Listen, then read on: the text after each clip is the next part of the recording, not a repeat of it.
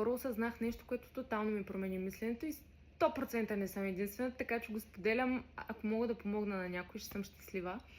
Нали, всички говорят как е много важно да се раздаваш, да си щедър. Колкото повече даваш, толкова повече ти се връща. Нали? Това е вселенски закон, неоспоримо.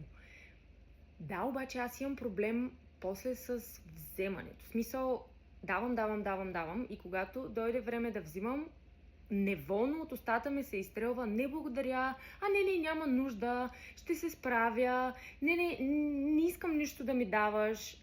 Което в есенцията си чупи баланса и чупи вселенския закон със същата сила, с която ще го щупи липсата на щедрост. Значи, what the fuck? Няма значение дали ти не даваш нищо от себе си, а просто искаш да взимаш, или даваш супер много, но когато ти се върне, не искаш да го приемеш. Тези две неща са с еднаква тежест и създават еднакво голям проблем. Нали? Самосаботираш се по еднакъв начин.